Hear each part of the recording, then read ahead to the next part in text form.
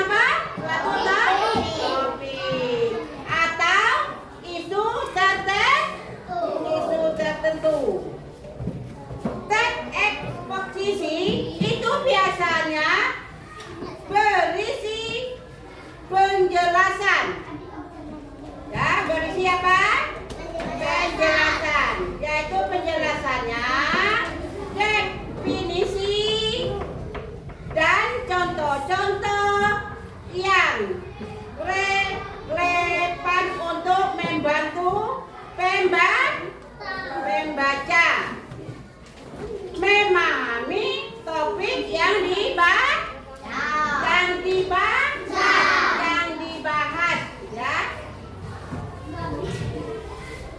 Ciri-cirinya teks eksposisi yaitu terbagi atas 5.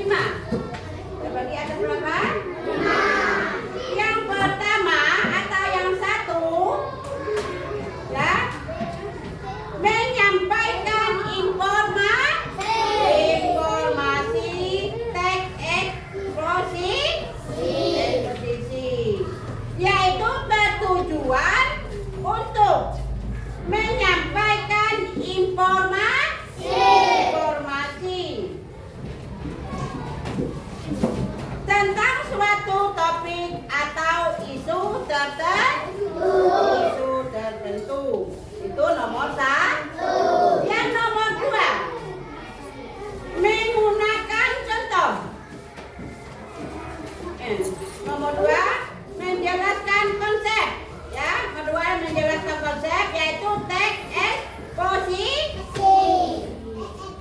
Menjelaskan konsep atau ide yang terkait dengan topik yang dibahas, ya, yang dibahas. Yang ketiga, menggunakan contoh. Teks eksposisi sering menggunakan contoh untuk membantu pembaca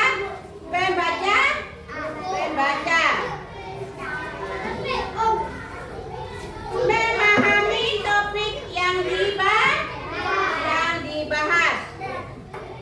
Yang nomor 4, berapa lagi? Nomor 4, netral dan objektif. Teks eksposisi biasanya netral, objektif, tidak mengandung oposisi atau emosi kuat. Yang nomor 5, ya, yang nomor 5, struktur logis, yaitu tentang eksposisi memiliki struktur logis, ya, struktur logis dengan mengantar penjelasan dengan kesimpulan yang kuat, ya. Kesimpulan yang jelas. Tahu yang jelas? Tujuannya yang kelima tadi, ya, tujuannya teks eksposisi itu terbagi lagi atas 3.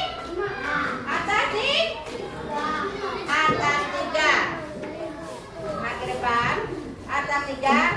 Yang pertama, menginformasikan. Teks eksposisi yaitu bertujuan untuk menginformasikan pembacaan tentang suatu topik atau tertentu. Yang kedua, mendidik. Tahu mendidik?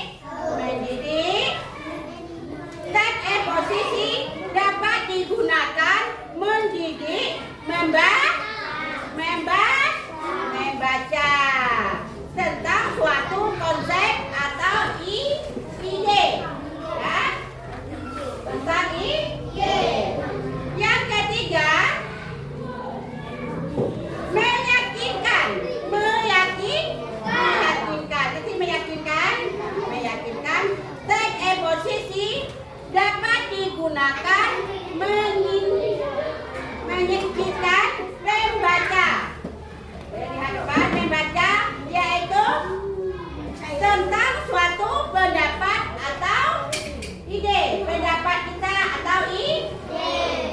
itu terbagi atas 3 tadi ya. Sesudah itu contoh teks posisi. Contohnya adalah artikel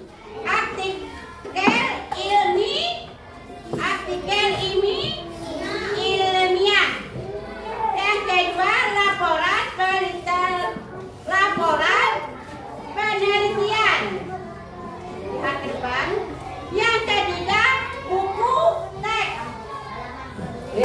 Yang keempat artikel berita. Ya, artikel berita. Yang kelima yaitu bioedukatif. Ya,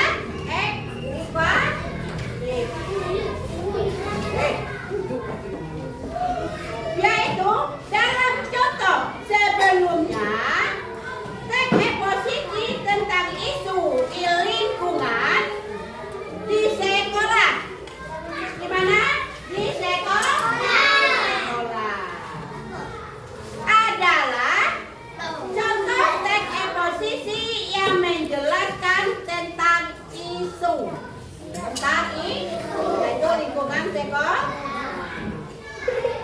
Tentang isu lingkungan di sekolah itu dapat memberikan solusi untuk mengatasi masalah tersebut. Sesudah itu isu lingkungan di sekolah tentang dan solusi. Ya. Sekolah adalah tempat di mana kita belajar.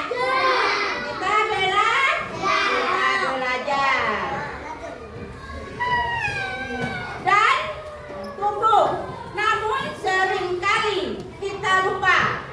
Ya. Seringkali kita lupa bahwa lingkungan sekolah juga perlu dijaga dan dilindungi. Isu lingkungan sekolah menjadi perhatian seluas karena dapat mengatur kesehatan kita, ya, dan kenyamanan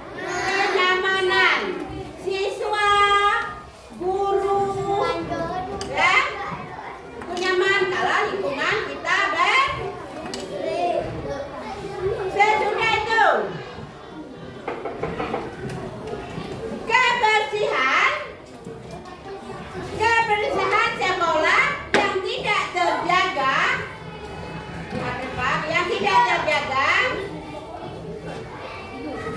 dapat menyebabkan